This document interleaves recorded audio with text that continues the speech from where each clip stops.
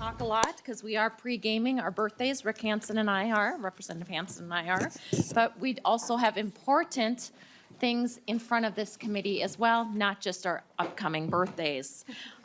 So today I call the meeting of the Capital Investment Committee, February 27th, that's today, to order. And we do have a quorum, so that is exciting. Let's see here. Let's see. Ooh. Representative Hansen, would you give me a motion to approve the minutes? Yes, Madam Chair, while I'm still young, I will move the minutes for February 25th. Thank you, Representative Hansen. Representative Hansen moves approval of the minutes for February 25th. Any discussion? All right, hearing none. All those in favor? Aye. Fantastic. All those opposed? I love it. Minutes are approved. And we have 3 short presentations today by state agencies on the governor's bonding projects. I know you're waiting in anticipation on that. Up we have, I believe, the Department of Administration. Fantastic. Welcome to the Capital Investment Committee. Please identify yourself for the record and proceed with your presentation. Good morning, Madam Chair, and good morning, members. I'm Tamar Grunwald. I'm the Commissioner at the Department of Administration, and with me today is Assistant Commissioner Wayne Wazlowski. It's really good to be with all of you today and great to see many of you again. I'm mindful that this committee has a very full agenda today, and I will be succinct in my presentation. Thank you for your continued support of admin's important work across the entire state and work that's in many, many Minnesota communities. I'm happy to share the details of admin's capital budget requests. And as I mentioned, I brought Assistant Commissioner Wayne Wazlowski with me, and we're ready to answer your questions. In our time together, I'll do 2 things. First, I'll review at a very high level the state's deferred maintenance and asset preservation, and then I'll provide an overview of the governor's budget requests. As I mentioned, I want to thank all of you for your continued support of our work. I'll start by highlighting admin's work that is relevant to the Capital Investment Committee. Admin's primary role is to help government best serve Minnesotans. We are a central service agency with a wide-ranging set of responsibilities that ultimately touches every part of state government. We do that through cost-effective and transparent services that make government more accessible and responsible to the public. We carry out that work in part by managing, constructing, and leasing property for state government. Team members in the Facilities Management Division are the ones who respond when a light bulb is out or when you need your office painted. They also maintain and operate admin's 23 state-owned buildings, including the state capitol, plus parking facilities, monuments, and grounds. When money is appropriated to agencies for construction projects, our Real Estate and Construction Services Division manages that work. These projects include planned bonding projects and unanticipated emergency repair work, which I'll talk a little bit more about today. The division also provides comprehensive leasing services to state agencies. They negotiate and manage 650 property leases annually, including state-operated group homes throughout Minnesota.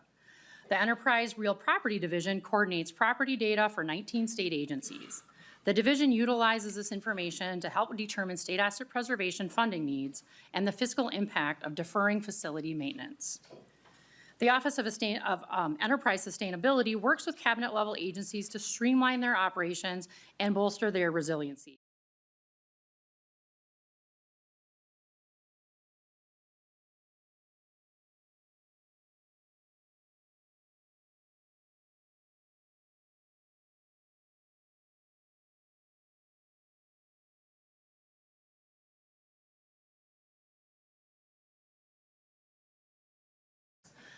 Minnesota owns over 4,800 buildings spread across 19 state agencies and across all Minnesota communities.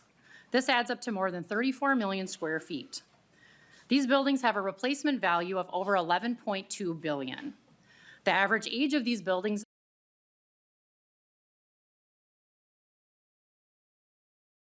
maintenance at that age, many building mechanical systems will need significant upgrades or complete replacement. Admin has calculated that the deferred maintenance on these buildings to be an estimated $2.2 billion.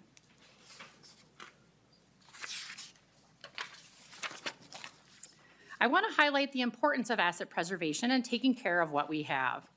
The governor continues to recommend a significant portion of his bonding bill go to fund state agency asset preservation projects. Asset preservation has become an increasingly important challenge for state agency operations. Adequately maintaining state facilities is imperative to support the efficient and effective delivery of services and programs to our customers and the people of Minnesota, again, through all of our communities. Asset preservation funding improves safety and better government while protecting state investments in the following ways.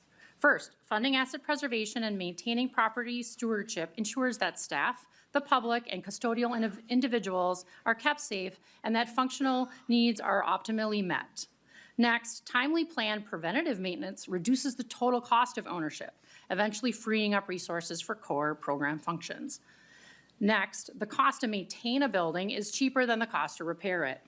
The green line on the graph above highlights the cost per square foot to repair our state-owned buildings, depending on the building condition status.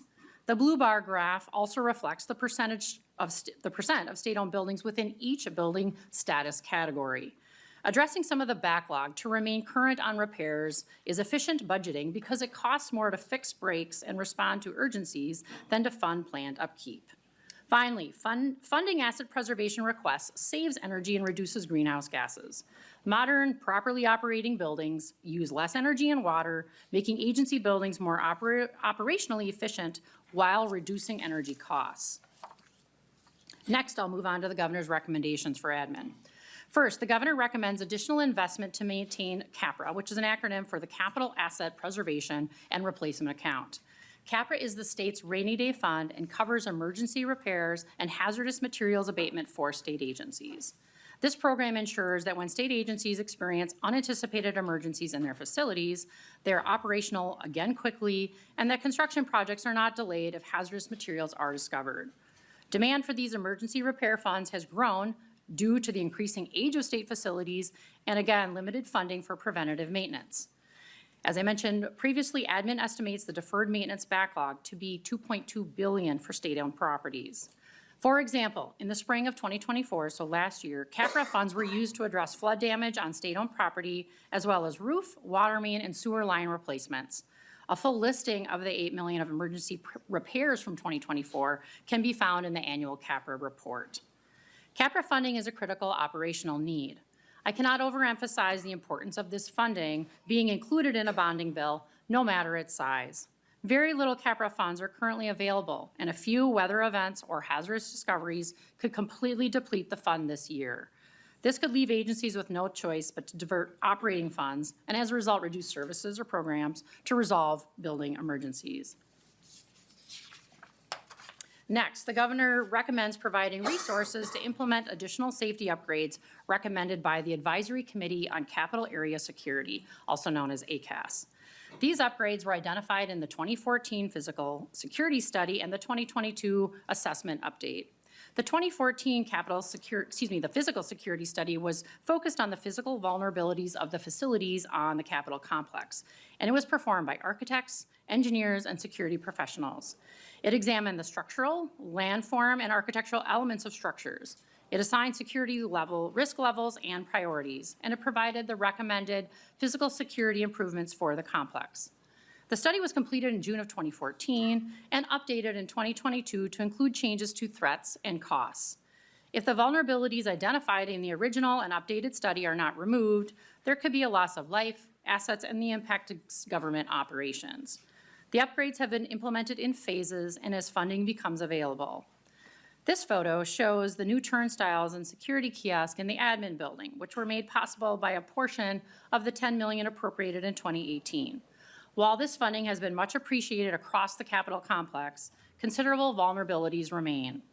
Over half of the Capitol complex population and building square footage has not received the security upgrades necessary to improve safety and security. So we are asking for resources to make progress to close those gaps.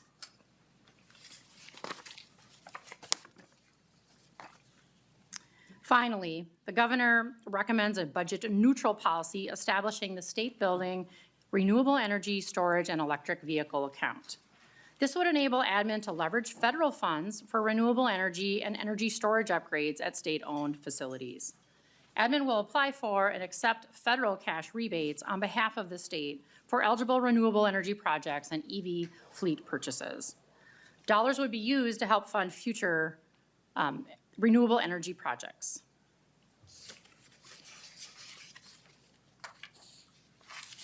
In summary, here's an overview of our requests.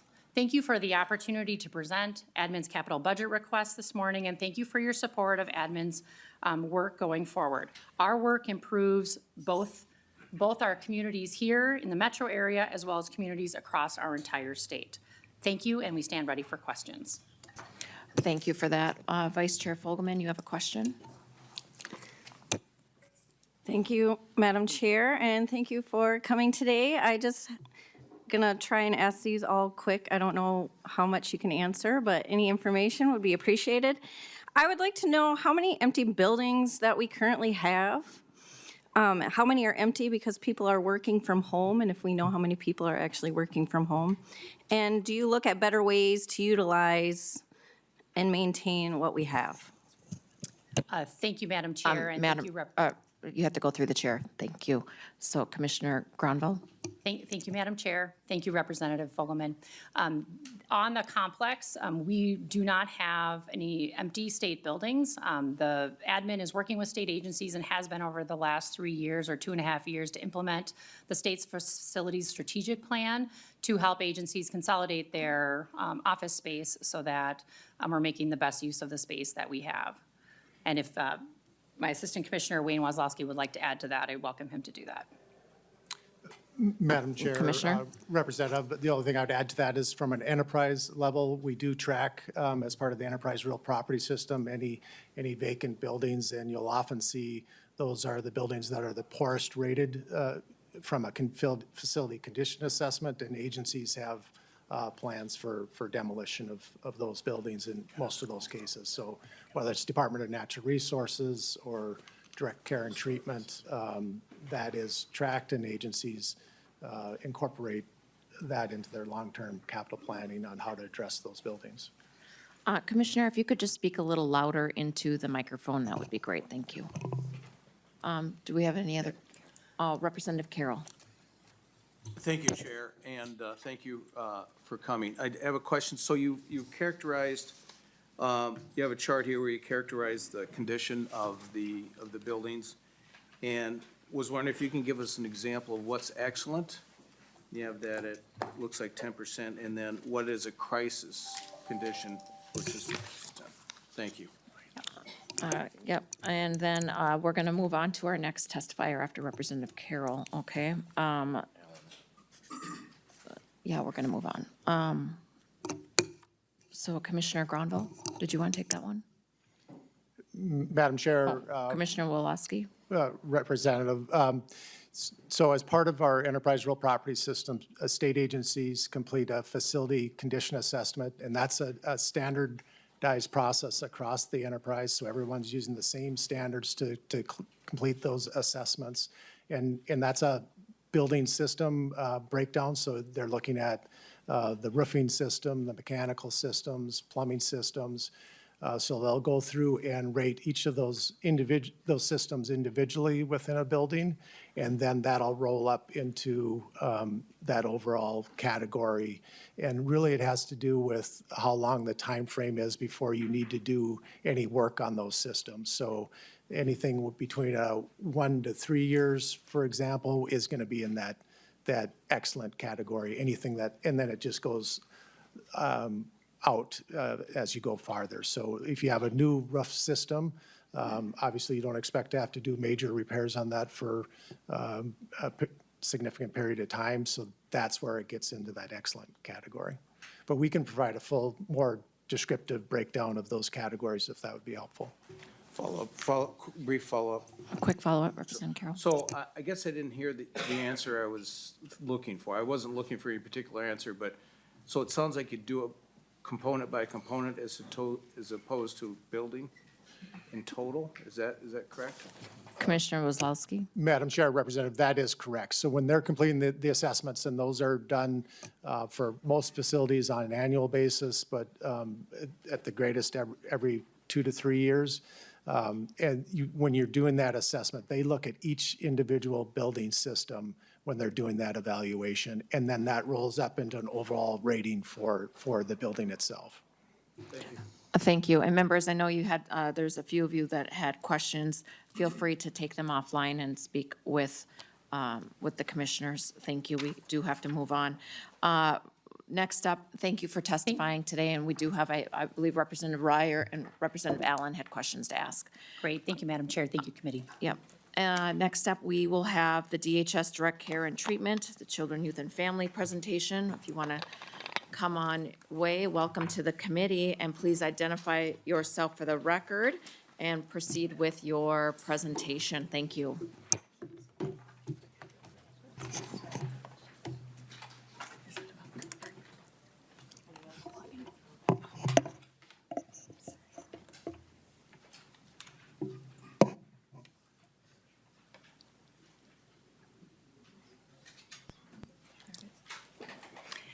Thank you, Madam Chair and members. My name is Nancy Freeman. I'm the Chief Operating Officer for Direct Care and Treatment under the Department of Human Services. With me, Good morning, Chair and members. My name is Carrie Briones. I'm the Legislative Director for Direct Care and Treatment. Good morning, Madam Chair, members. I am Shayna Morse. I'm the Legislative Director for the Early Childhood Administration at the Department of Children, Youth, and Families. so the first part of our presentation is directly about direct care and treatment. For those who aren't aware, direct care and treatment operates a highly specialized behavioral health care system that serves people with mental illness, substance abuse disorders, and developmental and intellectual disabilities. Because their conditions are complex and challenging to treat, other healthcare providers cannot or will not serve these patients. DCT operates the healthcare system with psychiatric hospitals and inpatient mental health treatment facilities, inpatient substance abuse treatment facilities, dental clinics, group homes, vocational sites, and sex offender treatment facilities. In all, DCT delivers these services to over 200 sites statewide. We have a little tech issue, I'm hearing. What's that? Okay. Chair and members, I'm having just a challenge. My slide deck will not move, and I'm sure it's me. That's all right. We do have our packets in front of us too, if I you do. just wanted I to apologize. continue. Yeah, it just. No, I struggled for about 15 minutes to even get my stuff to. Well, let's move on since you have your, so our first, we're presenting our governor's capital budget recommendation. So our first request is for $11.43 million in bonds to ensure that our state-owned facilities will be functional, safe, and in good repair. DCT owns and maintains 3 million square feet of physical plant for its organizations, which includes our largest campuses in St. Peter, Anoka, Moose Lake, Brainerd, and Wilmer, and then 70-plus group homes throughout Minnesota. This is separate from the lease property that we have, and that's about 750,000 square feet. DCT's facilities are highly secure, heavily constructed, while also trying to be therapeutic environments for our patients. Our replacement value is, for all of our assets, is over $1 billion. The deferred maintenance from this last round of facility condition assessments, like Commissioner Waslowski mentioned prior, is over $180 million. There will never be an absence of deferred maintenance balance for DCT. In our 10-year strategic plan, we estimate approximately $30 million per year is needed to maintain the most critical aspects of DCT facilities. Projects are prioritized based on the need or the level of deficiency. As you can see in your packet, you have on page 7 would be the list of our asset preservation projects for 2025. As you can see, all of the projects are estimated to have an energy and operating savings component. Total, it is estimated over savings of $500,000 per year. And then the previous appropriations that we received for asset preservation are located on the right-hand side of that packet.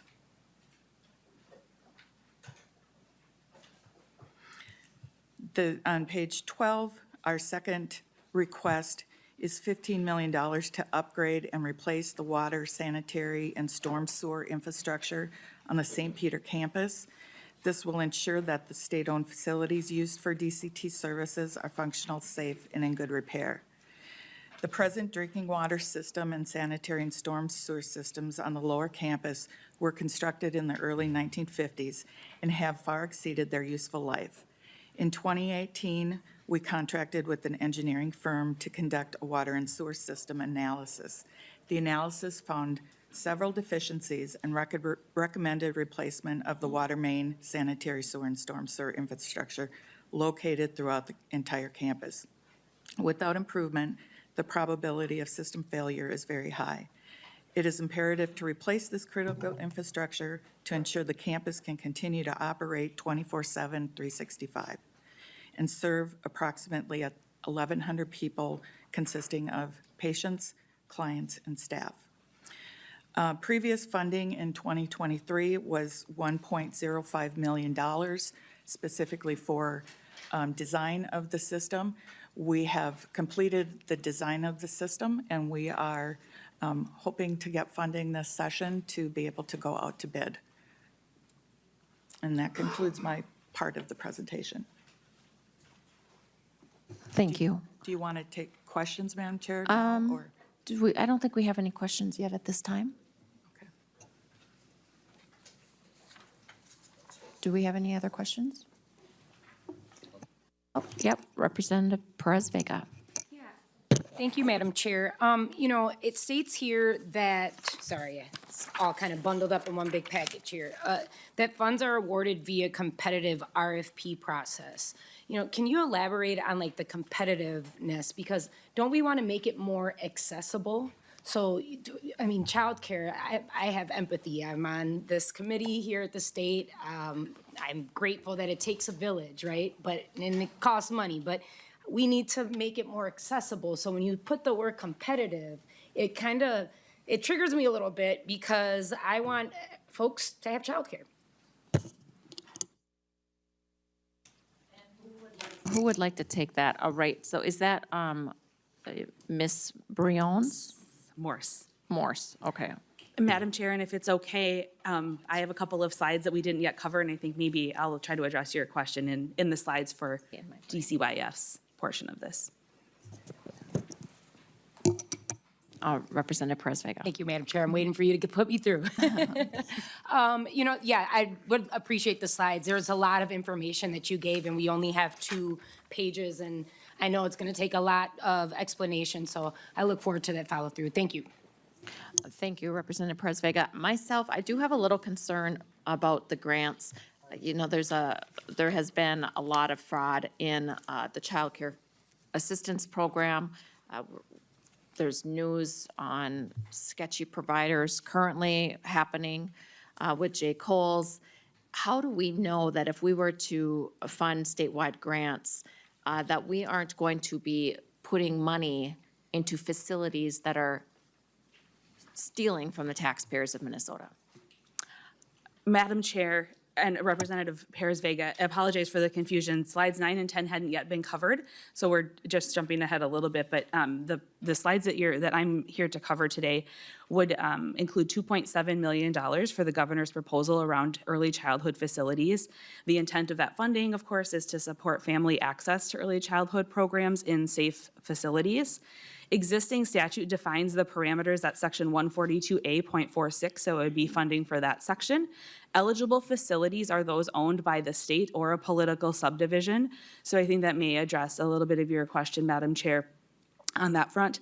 Though they can be leased or organized with lease their facilities to programs such as a Head Start program or licensed child care program. And in fact, that is an opportunity at the local level for communities where a local government has an interest in the economic happenings in their community and the needs of families to maintain that economic viability of a community. There's partnership that can happen there. Same with school districts. School districts are trying to create positive relationships with families in their communities. They'll be serving those families and children for a long time. And so having those conversations with what the needs are in the space of early childhood and how school districts can support that and partner, for example, with a Head Start program can be really important.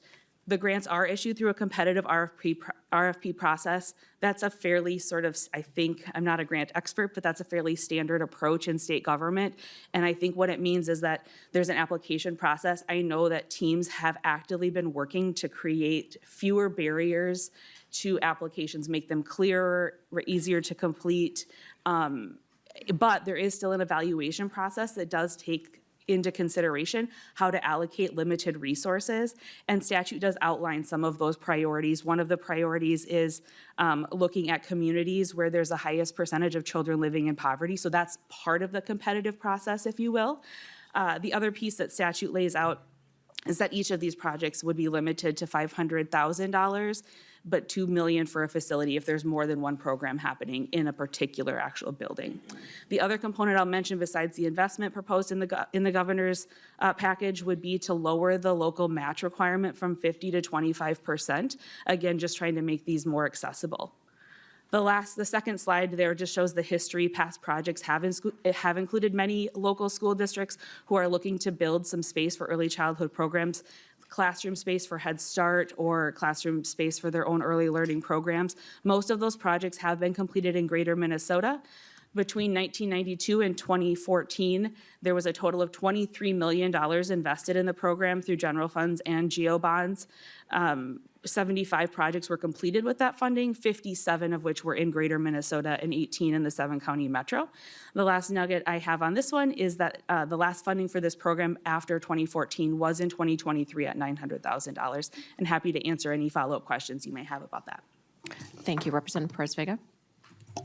Thank you, Madam Chair. Yeah, I can follow offline. I appreciate you explaining that. I just know that, in the past 3 years, just going to child care centers and then going into the next session year, and that child center doesn't even exist anymore. And so I just really would appreciate a great, huge amount of help from our state for these centers that, looking at the federal level, I know our Head Starts are very concerned right now, and we got to push the volume up a little bit here at the state. Thank you. All right, thank you. Do you have more to add to your presentation today? All right, sorry, we jumped the gun on that. I thought, when you said, are you ready for questions? I thought you were done. Lead Lee has a question. Thank you, Madam Chair, and mostly more a comment to respond to some of these statements that were made. Really appreciate the work that you guys do for all of us. And, I think, just for all of us here in the committee, that capital investment is quite different from all the other committees where a lot of the work, for this program, these are publicly owned entities, our local counties, cities who are doing this work. And if, to your point, if a facility has to shut down, either the city or the county will have to provide that service, or the entity is responsible to paying back the state. And so just know that, bonding is a little bit different from, some of the traditional other budget areas. And so I think, too, the piece about fraud, I think we all care about that. Just know that, for this particular program, it is our local partners at the local level who are receiving these funds and maybe partnering out with other outside entities. Thank you, Madam Chair. Thank you, Lead Lee. All right, well, seeing no further member questions, thank you for your presentation and your time today in front of the Capital Investment Committee. All right, next up, we have Minnesota Housing, and Minnesota Housing committed a little later. I think that's how it went. So their presentation will not be on paper form, but you can just look at the screen for that. Thank you for joining us today. If you will, please state your name for the record, and then you can proceed with your presentation. Chair Franson and members of the committee, my name is Jennifer Ho, and I am the Commissioner at Minnesota Housing. This is my 7th legislative session in this role. It's a pleasure to be with you today, and apologies for any oops on our part, and we're happy to get the deck to folks after the hearing today. I am here with Dan Kitzberger, who's my legislative director. Behind us is Amanda Welliver, who you'll also see from our policy team this session, and look forward to continuing to work with those of you that I've met before and meeting those of you that I haven't. Just want to go over some basics about Minnesota housing for those that you are newer. Obviously, I think we all agree that housing is foundational to a full life and a thriving state. So we collaborate with individuals, communities, and partners to create and preserve and finance housing that's affordable. I want to frame this by just giving a quick primer on publicly owned housing in Minnesota. There's about 21,000 units that are home to about 36,000 people statewide. These are owned and operated by local public housing authorities, housing and redevelopment authorities, or community development authorities. They have different terms, but they're all public entities with public ownership of housing. This housing is pretty old. Most of the units are over 40 years old, and the people who live there include many seniors, many people with disabilities, and strikingly, people with extremely low incomes. Public housing is also home to many children, people who are at risk of homelessness, or people who have recently experienced homelessness. In a sense, this publicly owned housing is housing infrastructure in the state of Minnesota that was initially created by the U.S. Department of Housing and Urban Development. But that said, the federal funding has not kept pace with the capital needs in these buildings. Nationally, the backlog of repairs in public housing are estimated to be as much as $70 billion, but the annual appropriation for public housing capital fund is only around $3 billion a year. In Minnesota, the estimate is a capital need between 2020 and 2024 of over $500 million. Minnesota has been unique in terms of using general obligation bonds in order to invest in the preservation of this public housing infrastructure.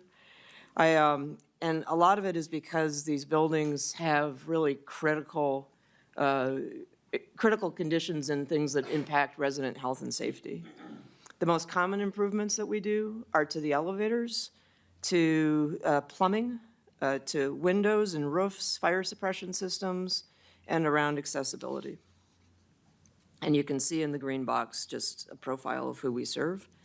The governor's recommendation in the bonding bill is to invest $7 million in the publicly owned housing preservation program.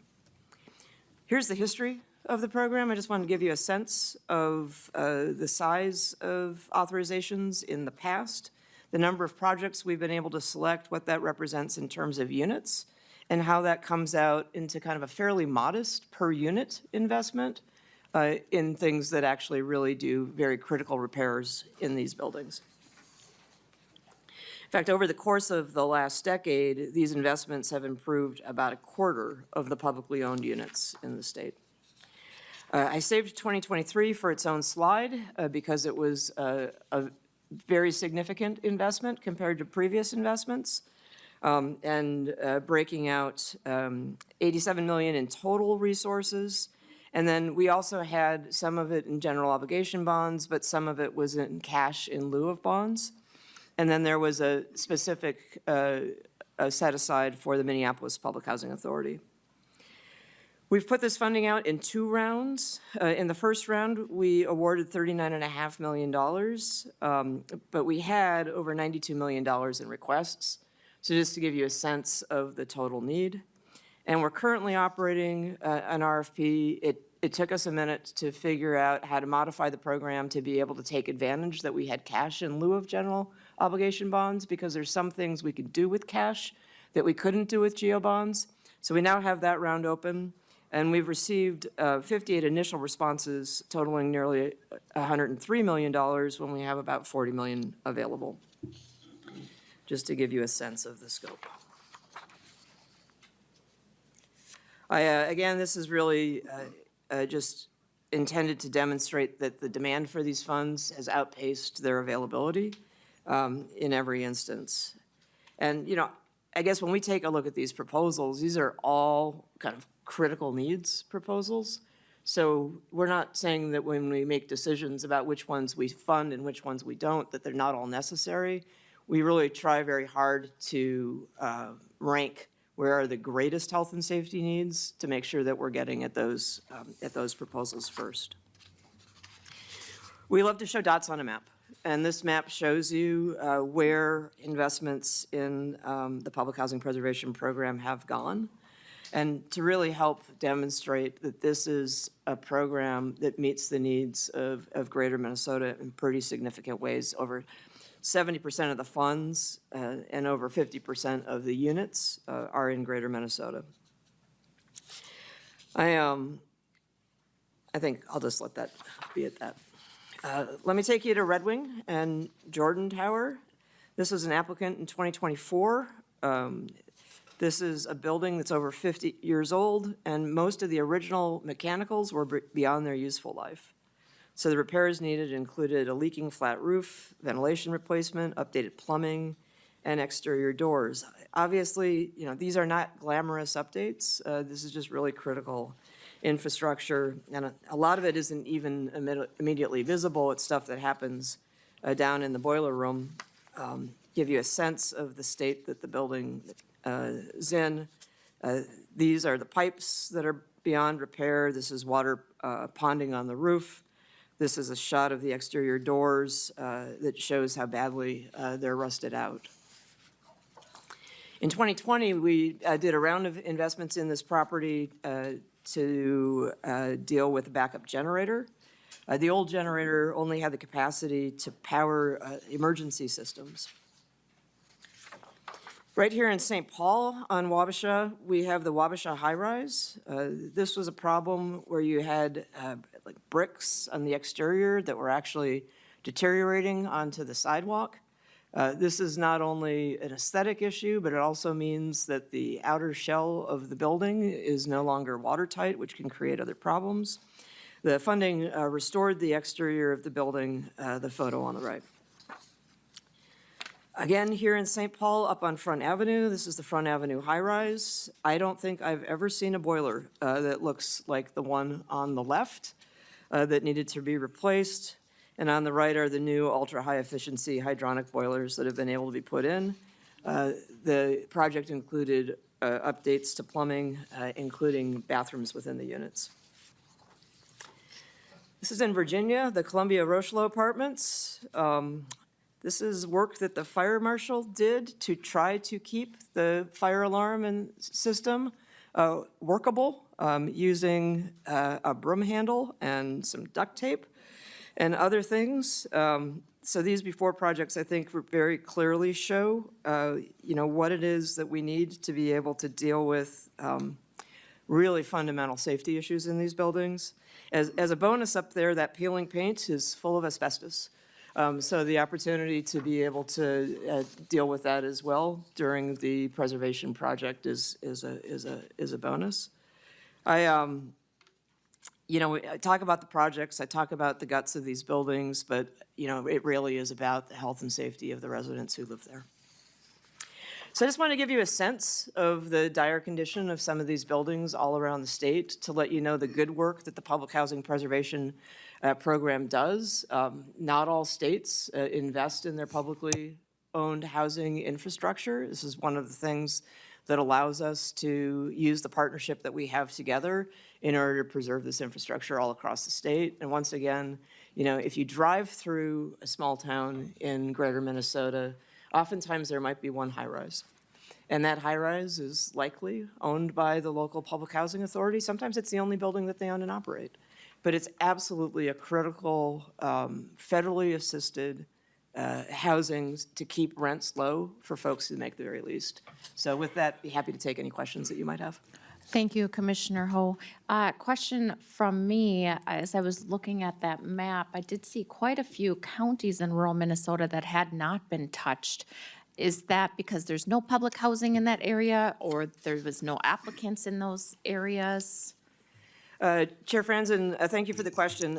I could get an overlay of where all public housing is, but we can only fund applications that come in. One of the things that my team has done, and I'm proud of it, and I can take credit for it because it was initiated before I started, but we really worked hard to make the application for this program super simple. Some of these small rural public housing authorities like have 1 or 2 staff, and they're busy trying to run the building. And so we have made the application conceptual. You don't have to do a whole bunch of costly technical work in order to apply, because we really want to make sure that even the smallest public housing authorities in the state get access to this critical resource. Great, thank you, Commissioner. And so every county is communicated with that these funds are available and are encouraged to apply, correct? Chair Franzen, we do communication during the off-cycle all the time, and we offer technical assistance to organizations that want to apply. And we work with Minnesota NARO, the Minnesota chapter of the National Association of Housing and Redevelopment Organizations, which is the trade association for these entities. I actually spoke at their summer conference to talk about all this. We do everything we can to just make sure that people are aware when funds are available. Great, thank you. Representative Hansen. Thank you, Madam Chair, and welcome, Commissioner. So let's say you have a couple grants come in, and one is from a first-tier suburb with an old housing authority, and they're asking for the same amount of money as a small rural town, asking for the same amount of money in the last grant applications. Which one do you fund? Is the criteria that you fund Greater Minnesota first? Commissioner Ho. Chair Franzen and Representative Hansen, we look at critical health and safety needs as the first criteria. We try very hard to make sure that we have geographic distribution, but everything depends on from where did we get applications in that round and how bad are the health and safety needs. So, the boiler and the fire suppression system and a workable elevator would maybe come ahead of a project that didn't have that level of health and safety risk. Great, thank you. Does that answer your question, Representative Hansen? For now, okay. Representative Perez Vega? Thank you, Madam Chair, and thank you for being here, Commissioner Ho. I'm glad that you had your presentation to showcase the Wabasha high-rise in my district, which is actually a part of the capital area complex. When we talk about these lines that address what the capital area complex is, and as someone who sat on the housing committee last year, I always put a smile that we had $1.3 billion go, but I was not jumping for joy because the address of housing needs starts with the lower income families, lower income individuals, especially our disabled families. I have a majority of my constituents are renters in my district and come from these low income housing projects. And I just really want to amplify my support towards going to public housing. I didn't grow up in public housing, but my parents did in New York City under some of the worst conditions that I can imagine. When we talk about third world countries, we're talking about the great cities here that make the United States of America. And so to address whether you're in St. Paul in my district or you're in Red Wing, as we can see in greater Minnesota, we want to care for our families. We want to care for our kids, and housing is a human right. So I just want to encourage members of my committee to really put some little glitter on your hearts when we talk about these conditions. I mean, you've seen that pipe, and you see the conditions of that broom being held upon there, and these are the spaces that you help. These are the agencies that you help. So I just want to commend your work on addressing this, and please talk to me how we can be more supportive, because what I see in Wabasha shouldn't be happening, and it should be happening in Red Wing as well. Thank you, Representative Perez Vega. We have Lead Lee. Thank you, Madam Chair. Thank you, Commissioner, for being here today. So just real quickly on the 2023 funding piece, I saw that you did 2 rounds, and then you may have answered this already, but just wanted to double check. So why was there 2 rounds? Did you mention that because of the cash infusion, you have to run the RFP differently? And then just explaining that, and then just the piece around how much in the first round was unfunded in project costs. Thank you. Who would like to take that question? Commissioner? Chair and Representative Lee, I'll always take the first pass, and then Dan can always clean up after me Certainly. if I misstate. The getting cash in lieu of GO bonds expanded what could be eligible and what it could be used for. So the general obligation bonds cannot be used in HUD-constructed property owned by a public housing authority that's gone through something called the HUD Rental Assistance Demonstration. The HUD Rental Assistance Demonstration was a way to make private capital available to public housing authorities in order to make capital investments in programs. But to access that private capital, the buildings are set up under limited liability corporations that don't meet the rules around public ownership of general obligation bonds, even though structurally these LLCs are straight line relationships to the public housing authority boards that own them. So we can use the cash to be able to invest in buildings that have been taken out of the traditional public housing portfolio and moved into this other classification by HUD that you really don't need to know too much about. It's called RAD, the Rental Assistance Demonstration, but it was really around HUD trying to make private capital available into public buildings. There are also a couple specific uses which I don't feel ready to talk about today, and Dan may not feel ready to talk about today, but we can get back to you about the specific uses that, because it's cash and not geo bonds, that the funds can be used for. Great, thank you, Commissioner Ho. We are not ready for that explanation yet either due to time. Representative Lee? Thank you, Madam Chair. So just a quick follow-up, really appreciate that. And so just wanted to be clear then that, even though there's 40 million for round two, with the anticipation of at least 103 million that you have received so far, there will be projects that won't be funded if we don't have any further appropriations going forward. Is that correct? I think I know the answer, Commissioner Ho, but I'll let you answer that. Chair and Representative Lee, correct. There's projects that will not be funded with the available funds. There's much more need out there than we have funds available. Great, thank you. And then we have Representative Zhang and then Scraba, and then we are going to move on to member bills. Representative Zhang, you're good? You yield your time to Representative Scraba. That is a mistake. Representative Scraba. Thank you, Madam Chair. Thank you, Jay. Appreciate that.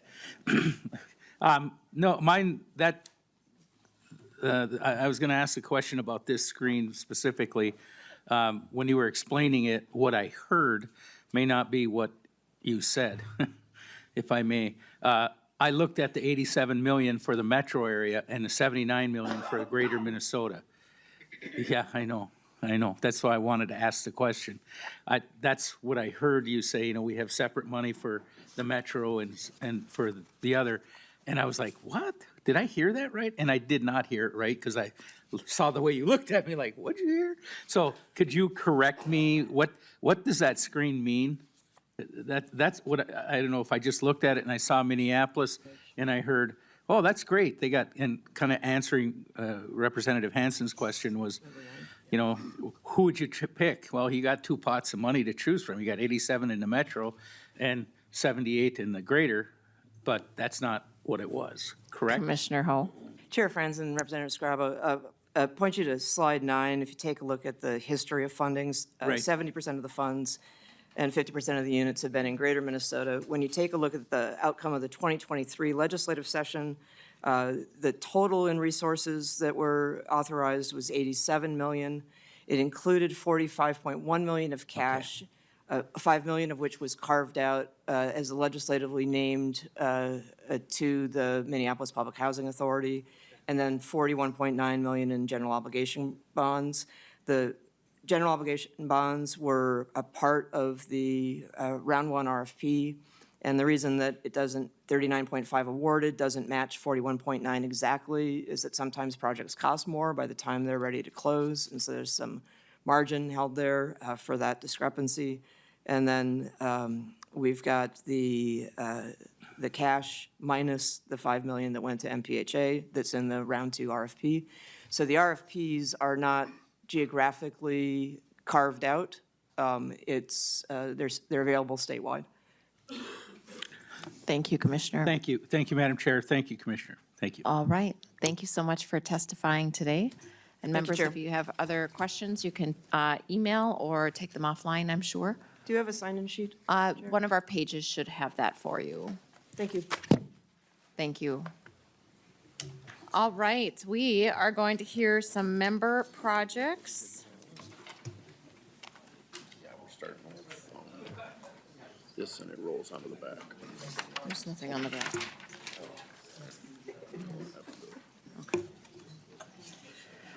Representative Dippel with House File 1192.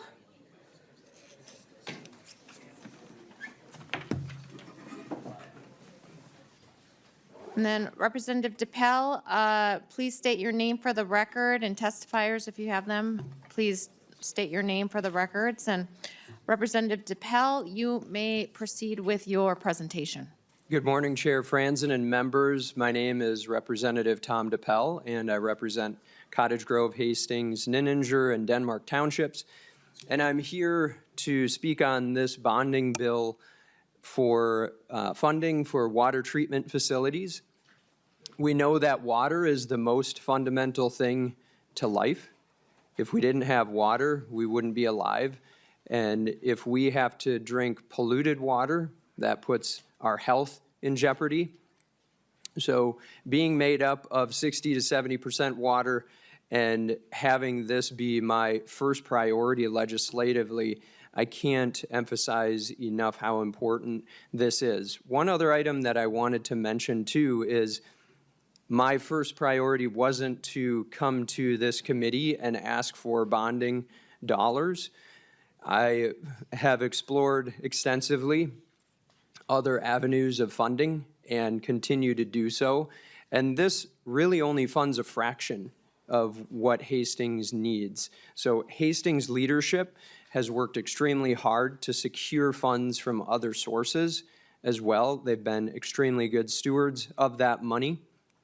And so I want to emphasize, even though there's $45.7 million more needed to complete this project, this 16.6 would at least get them on the way and be able to interconnect a veterans home also and other projects that are necessary for the health of Hastings.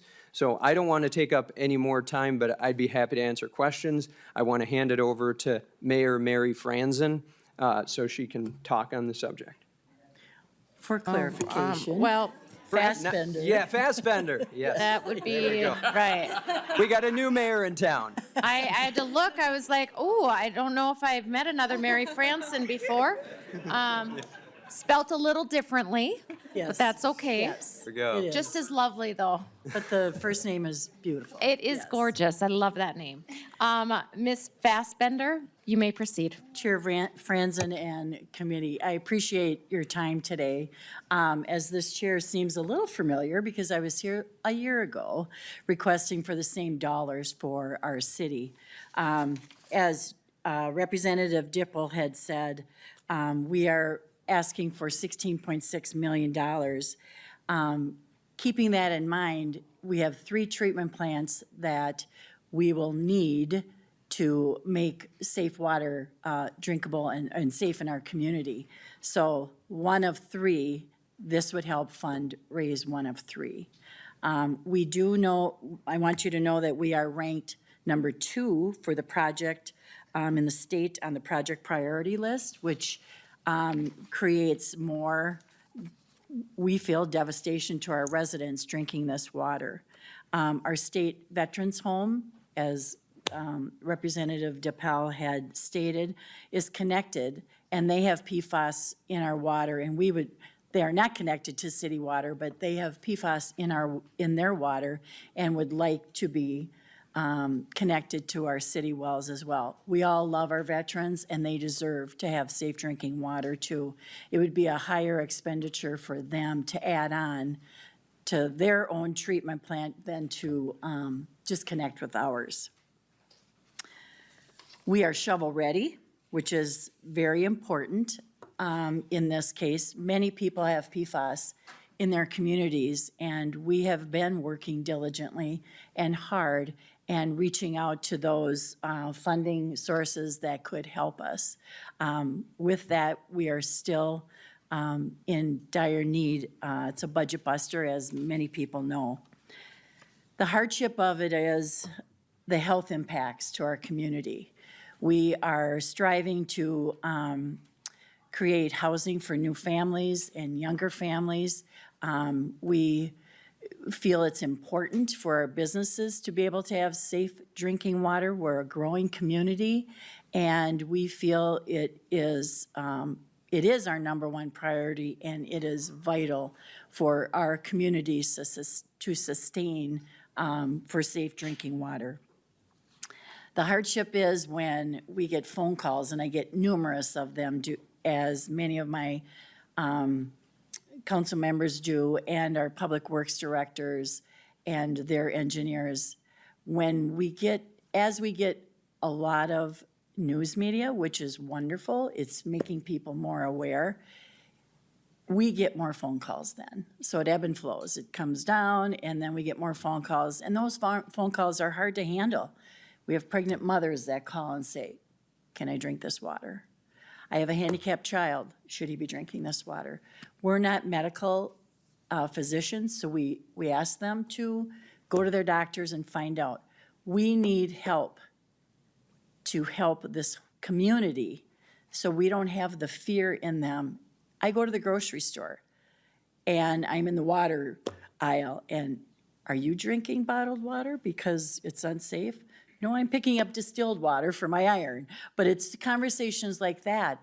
And then the conversation continues. Is it safe to drink our water? Do you drink the water? Yes, I do drink the water. But I also have a filtration system where that brings in financial burdens for a lot of our younger families as well. At the end of the day, like I said, we know that there are many communities that have PFAS in their water. We have it in all 6 of our wells. So we need urgency of funding as soon as we can. And without outside funding, this is going to be a major burden for our residents. $68.9 million is our total need, plus $1 million each year for operations and maintenance. Residents' water, we raised their rates 10% in January. We will do another 10% in July. Moving forward, our rates will increase over the next 4 years. To give you a little number, it's $80, from $80 to $205 within the next 4 years. That's hardship for a lot of our people in our community. I think about our senior citizens who are on fixed incomes. You know, we do live in a senior aging community, and I feel terrible for them because we don't have any answers. Chair Franzen, may I make a comment? Yes, Representative Dippel.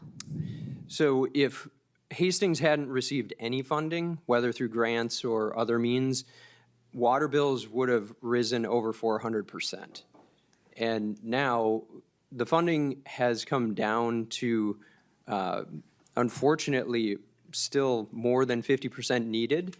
So if you cut that number in half, you're still looking at about over a 200% water bill increase, which again, to the point of Mayor Fassbender, that would be a hardship to raise funds to that degree. So this technically is like an emergency within a municipality. This has been mandated for Hastings to build. The money didn't come with the mandate, and we have to make sure that the water is safe for our residents to drink. Okay, thank you. Members, did any of you have any questions? Representative Hansen. Oh, since you're going to go, Representative Hansen, members, we did try to get the AG's office in here for a presentation on the 3M settlement, and my CA representative, poor guy, my CA, Joe Marble, was unable to have any luck with that meeting. Personally, Representative Hansen, I hope that it's in Leadley. I hope it's not because Republicans right now are chairing this committee, and that's why the AG's office isn't here. It is very important that we do have them here, and I want to thank you, Representative Hansen, for yourself reaching out to the AG's office. I don't know if you had anything else to add on that topic. Thank you, Madam Chair, and, Representative Lee can follow up as well, that we will work with the AG's office to try to get them here whenever we can. Because I think it's important to hear the 3M settlement and the communities that opted in, and then which ones have opted out. And that was going to be my question for the testifiers, but just, I know Representative Lee would like to comment as well. Okay, Lead Lee.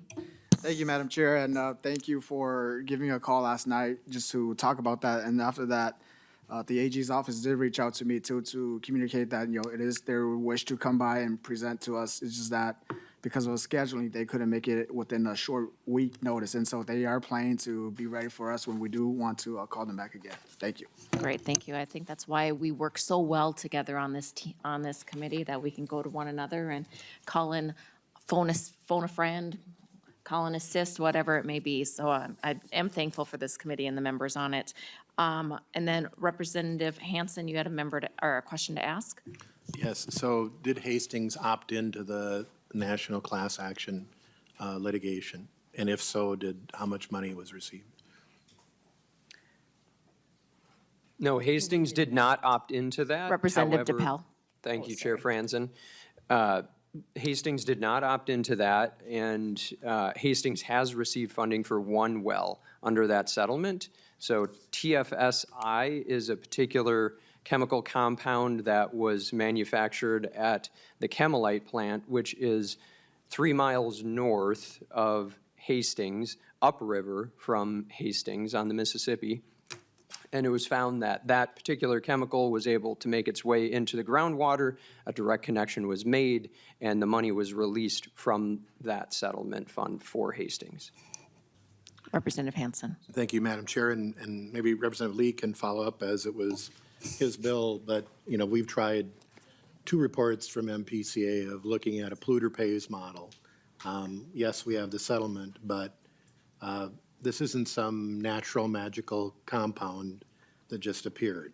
This was created by human beings and is now, frankly, in all of us, Poisoning and us. around the whole planet. And so a polluter pays model means that the people responsible help with the cleanup. And so I'll just say for the record, South St. Paul, well number 4, 39% hot, provides a lot of the water for the city, 6.6 million just for South St. Paul. We can go to Woodbury, Oak Park Heights, all of these, and the settlement, as some of us said at the time, will not be enough, the state settlement. So we have the state settlement, we have the national class action, we have another national class action, and then independent actions. But to Representative Lee, if I hand off.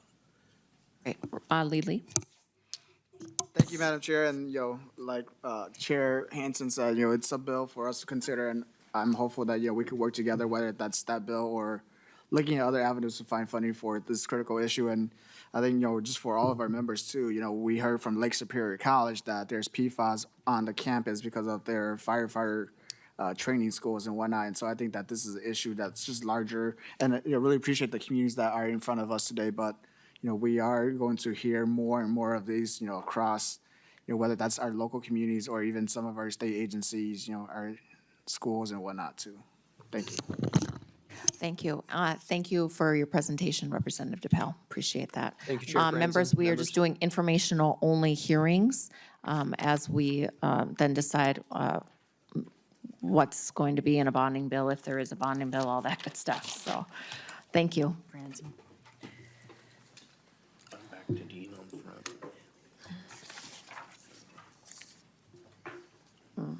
Okay. All right. Next up, we have Representative Van BinsBergen. Please make your way to the front along with your testifiers. You may proceed by stating your name for the record and then continue with your testimony. I also like to welcome to the committee former state representative and lead of capital investment, Dean Erdahl. Welcome. Thank you, Madam Chair. I'm Scott Van BinsBergen. I'm from Montevideo, and I represent District 16A. It's in western Minnesota. It's all of Chippewa, Renville, and half of Meeker and part of Candioi County. Thank you, members, for hearing House File 919. Oh, and 1 second, sorry, Representative. Members, the bills, we kind of forgot them at the Centennial Office Building, and due to the distance, it didn't make much sense to run back to get them, so they are online if you have questions, okay? Sorry about that. Continue, Representative Ensman. Thank you, Chair. Funding sought by my bill would go to help a community in my district, Litchfield, Minnesota. But it also goes to help a private enterprise, a dairy processing cooperative, First District. First District employs hundreds of people across the region, and it also affects hundreds of farm families. This bill would authorize a grant for $10 million to the Public Facilities Authority for First District. Because GO bond funding and financing is no longer a viable option, this is a cash ask.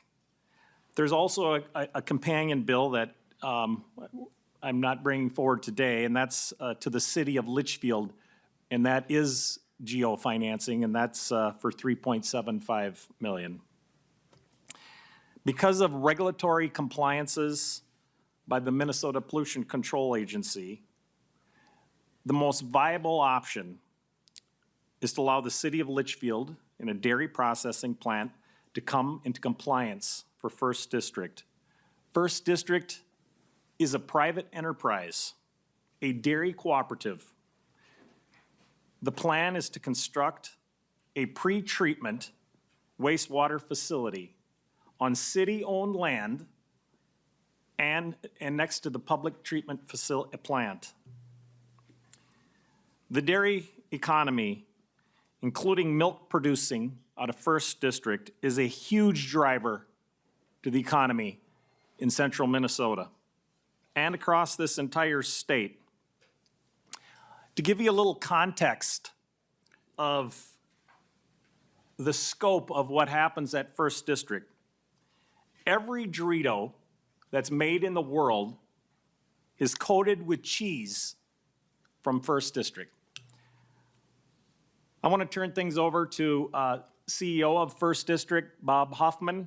He's going to explain this in more detail. Bob? Mr. Hoffman, please state your name for the record, and then you may proceed. Good morning, Madam Chair, and good morning, members. My name is Bob Huffman. I'm the CEO of First District. We're a cooperative based in Litchfield, Minnesota. Pleased to be here to explain why House File 919 and the requesting grant funding to our cooperative through the PFA is critically necessary, not just to the wastewater treatment plant operated in the city of Litchfield and to maintaining the Clean Water Act and pollution standards, but to the entire dairy industry, specifically the dairy farmers across 40 counties in Minnesota that ship their milk to us every day, 365 days a year. That's approximately about 8.5 million pounds of milk a day that comes through our farmers across the 40 counties.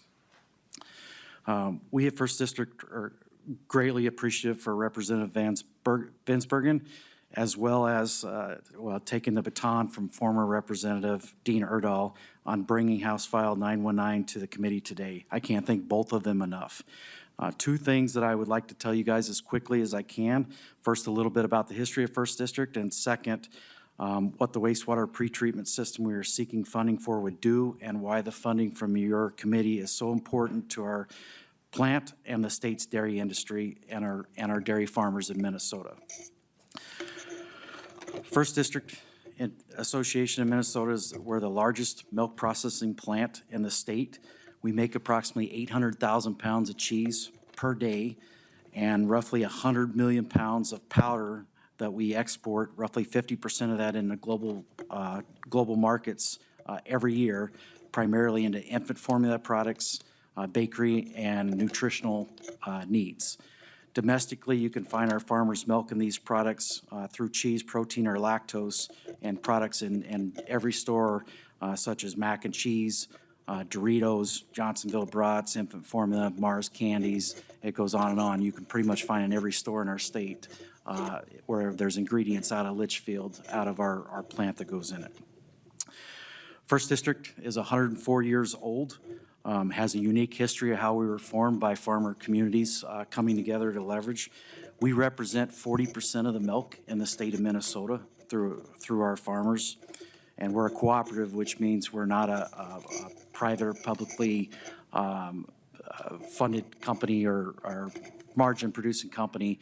We basically take all of our farmers, our patrons' milk together, we pull that, and that can return a value back to the mailbox that can compete with our neighboring states and other regions that can process off of factory-type farms. By being a cooperative and leveraging the pull together, that helps make our farmers competitive and stay in business. Behind me, I actually have two dairy farmers that are leaders of First District and leaders in the state and at the industry. Paul Swinson, with his hand up, some of you guys may have served with his father, Howard Swinson, in the past. And then Joe Becker is from Eden Valley. Paul is from the Nicollet area. Both their family is running the farms, not only from prior generations, but from generations that are coming, and proud to have them here representing as well. We're just under 600 family members that own First District, ranging from 30 cows per farm up to roughly 2,000 to 3,000 cows per farm, and that represents about 95% of the milk coming into First District. Our average farm size is in that 300 cow range. And again, we spread across 40 counties. We process 7.5 million pounds of milk a day into the plant, that we're producing about 800,000 pounds of cheese out of it. And again, this is 40% of the milk through the state that this is representing. If we have a problem at the plant, like I'm going to tell you about, and would need to cut back production, that would result in roughly a 50% production cutback of milk if we have to derate the plant to meet the standards. Sorry, Mr. Huffman, do you have any other presenters? Reason why is we're running out of time here for your presentation. So want to make sure you get all your information in. No, Okay. Just me and All right. Representative Ansel. The second point I would like to make, is it okay if I continue? Yes, Mr. Huffman. This issue that we're bringing forward really started with an expansion that began roughly 10 years ago. Our cooperative was looking for a way to serve and remain competitive, knowing that we needed to expand primarily for infrastructure, food safety, and making sure that we could keep up with the standards and sustain long-term and not have a facility that couldn't maintain. So 10 years ago, it started with wastewater treatment. Our farmers looked at the cost to make sure we were going to be able to handle our expansion. Our farmers have invested roughly $46 million into wastewater infrastructure prior to this in order to be ready. At the conclusion of our expansion as we built, even with that investment, we find ourselves in a situation where the Litchfield wastewater public treatment plant cannot adequately handle our volume and effluent with that expansion. While at first, last year, facing the risk of needing to shut down our plant or impose a partial shutdown, we've recently concluded a phase of negotiations with the Minnesota Pollution Control Agency and have adopted a schedule of compliance which necessitates us to construct a pretreatment system to treat the wastewater before it enters the public treatment plant. The city of Litchfield was offering a different public treatment infrastructure update, but that plan would have cost twice as much and not been able to meet the schedule, allowing us to comply with the Minnesota Pollution Control Agency and continue operating the plant. So we had to make a difficult choice to commit roughly $50 million to a pretreatment wastewater system to meet that compliance and to break ground on a new project in order to stay in compliance with the MPCA requirements and being able to continue receiving and processing our farmers' milk. Unfortunately, our cows, they don't have like a off switch. The milk keeps coming. So the problem is, we don't have the equity or the borrowing capacity to complete the project on top of the 46 million that our farmers already invested to be able to handle this. And that's put us in a position we're in. And so the reason why I'm here before you today is, first, we are in need of financial assistance to complete the pretreatment project to keep operating and meet the MPCA regulations. And secondly, we had to proceed with the project ourselves rather than the city of Litchfield's proposal, which rules out the option of general obligation bond financing because it's our project and we would be owned and maintained by us through a partnership being on the city's property and next to the city's wastewater treatment plant. I apologize. Thank you. We have to be respectful to the other people that have bills up before us too, and we don't want to be able to come back late tonight to finish up. So, but I do want to say thank you for presenting. I do have a member question from Representative Ryer, and just know that we are very well aware of the situation in Litchfield. Representative BinsBergen has been very clear on where he stands, that where this priority is for him, as well as former Representative Dean Erdahl. He tried super hard to get this across the finish line last year, and he's passionate about getting it done this year, along with the representative. Representative Ryer. Thank you, Madam Chair. I'm just curious. Oh, turn your mic on. Thank you, Madam Chair. Representative, I'm just curious, a couple of times in your presentation, you made a point that this was for a private company. And I'm just curious if we have a precedent of funding private companies and, you know, what your thought is on that. Thanks. Well, First District is a Representative co-op. BinsBergen. One day, Sorry, Madam Chair. we practiced this last night, pronouncing your last name, but continue on. Sorry, Madam Chair. First District is a co-op, so it is a little bit different.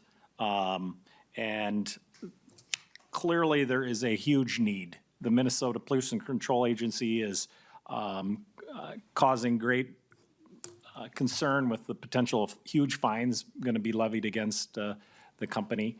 And, you know, it's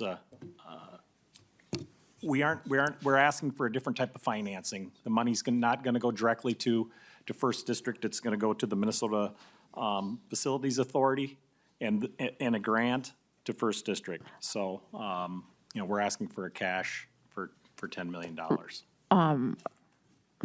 Representative Erdahl, would you like to address this? Come up front. Yeah. And then if you could just, I'm sorry to rush you, but definitely take your time getting up there, though.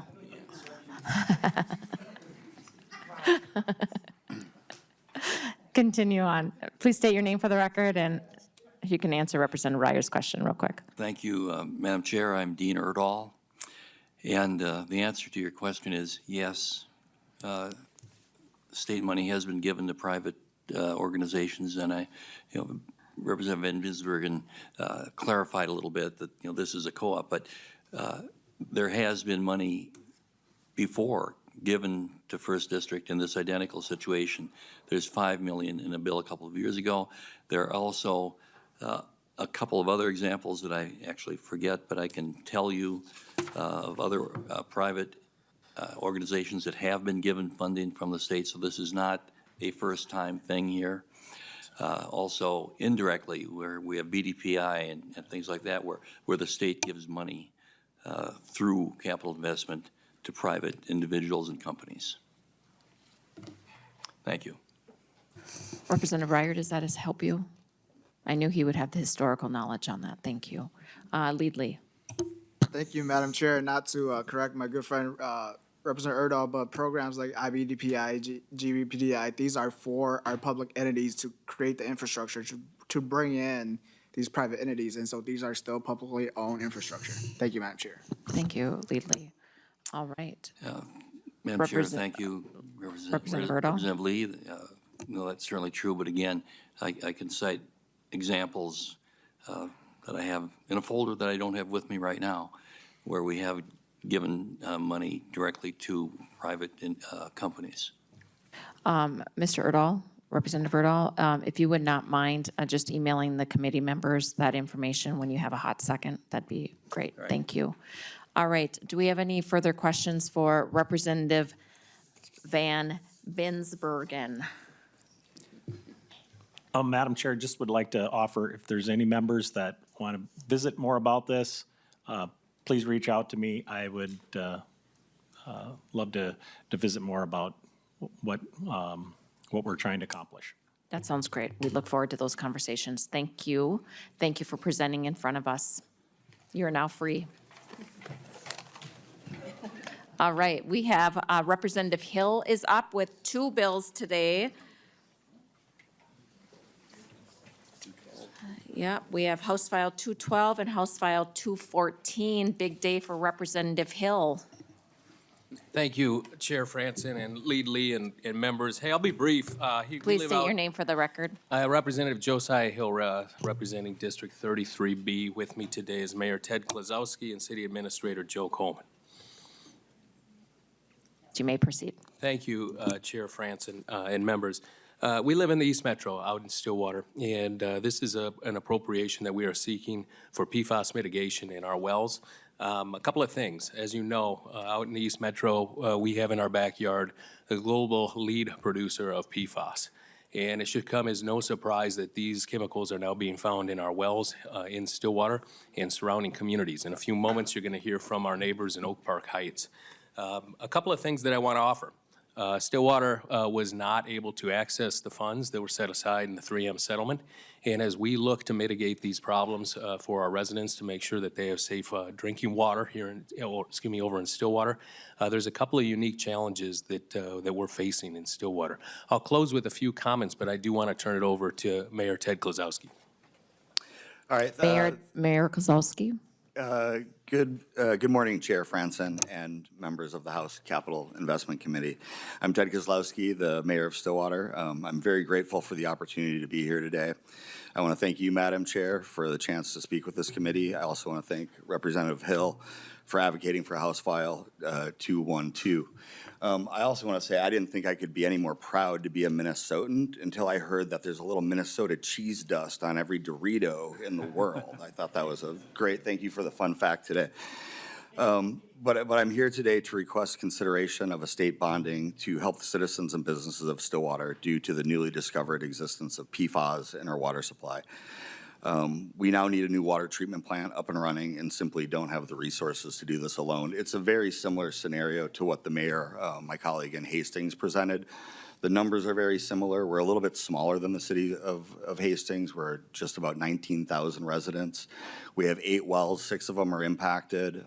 We're a small city with an epically huge problem that we just really cannot solve on our own. We just don't have the capacity.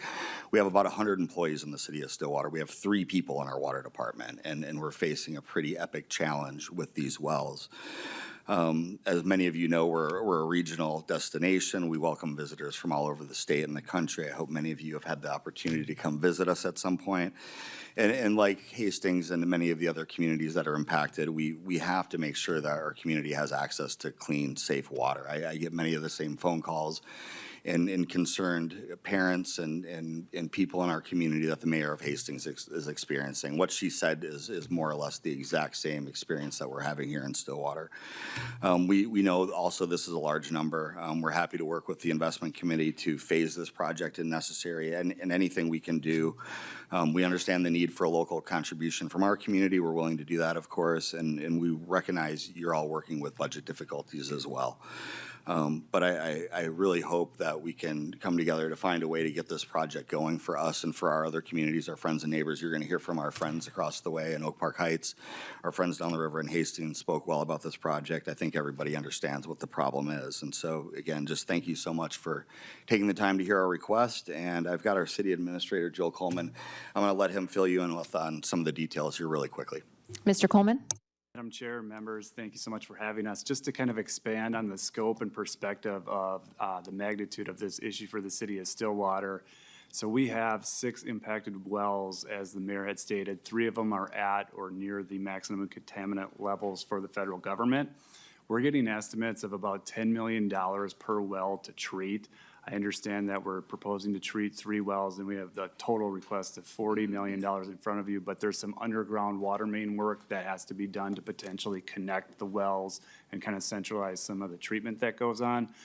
So just for some perspective on that, when we were doing some financial planning a couple of years ago, I asked our financial planner, what's the maximum amount the city of Stillwater could borrow? Because I was more or less just curious, and she said about $80 million.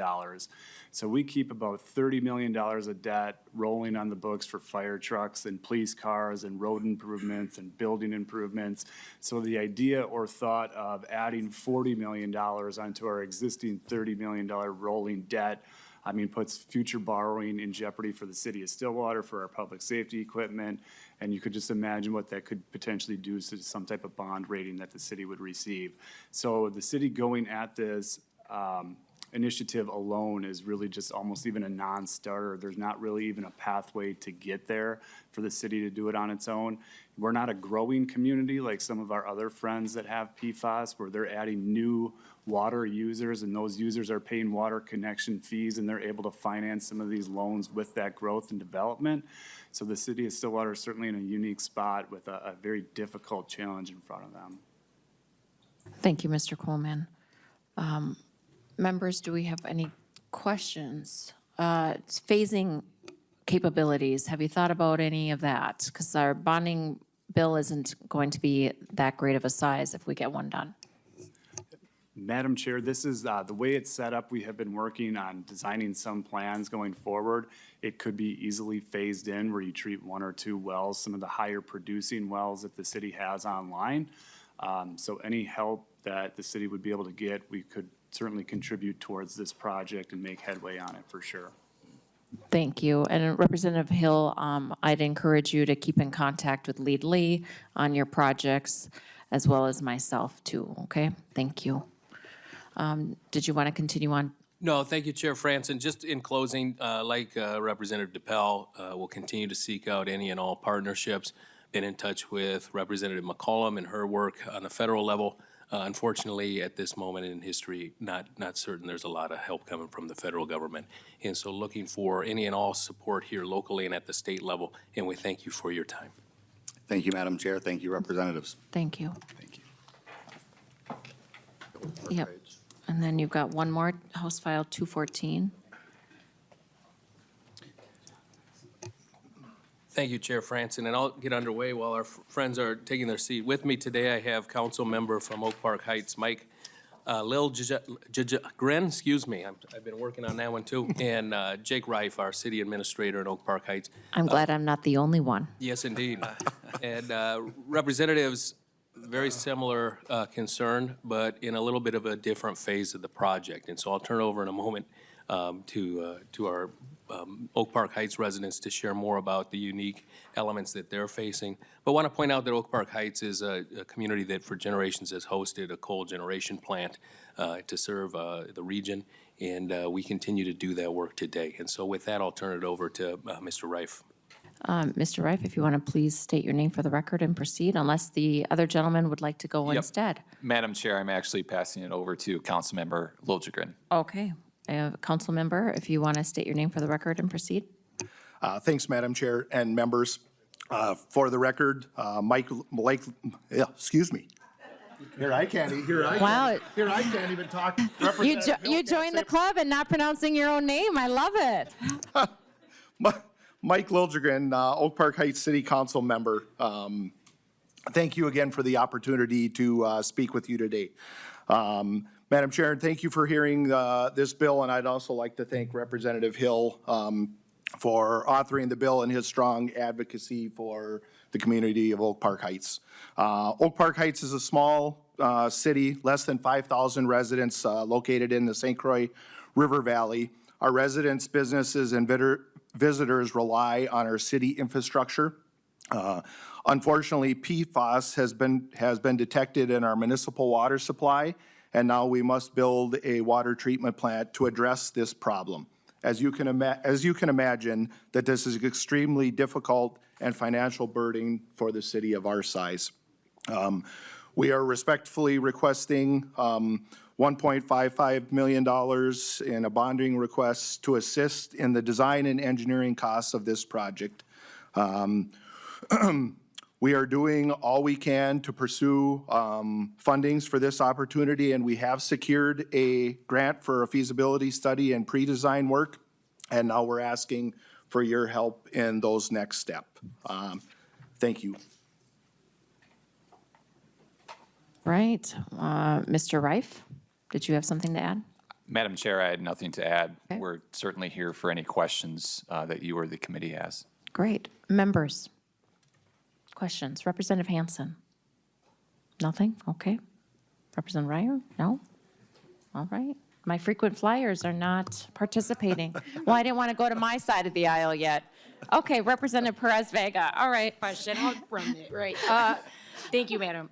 I want to ask in particular, because we have the DLC here this week, and Oak Park's State Prison is there, and I have received numerous emails regarding their water conditions, and the DLC says that it's okay, and I'm a little concerned because I don't think it's okay when I seen levels of the waters of samples that were brought, were pictures, so to say, and how that connects with Oak Park, being that it's in the same city, same community. You know, is it a way that if we support this project or that project of the DOC's request, how that would support the levels of the PFAS, you know, the work that you're trying to do here presented in the bill?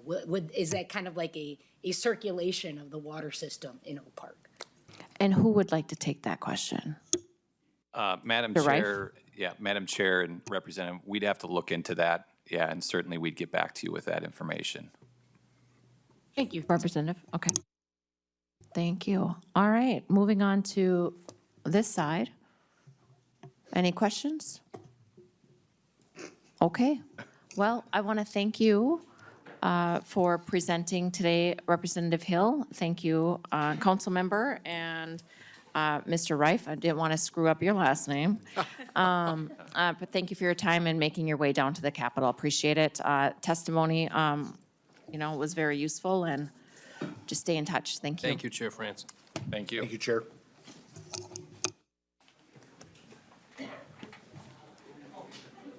Oops, I guess we have to adjourn. I was just going to walk away. All right, well, if there's no other business before the committee, I don't have anything. Does anyone else have to add? Representative Hansen has some extra treats if you would like to grab one. Thank you for picking those up today, Representative Hansen. I hope you have a very good birthday starting Saturday. I don't know about him, but I celebrate all month long. So that'll be fun. Thank you. All right, well, members, considering there's nothing else before us, I will adjourn the meeting and we will see you next week.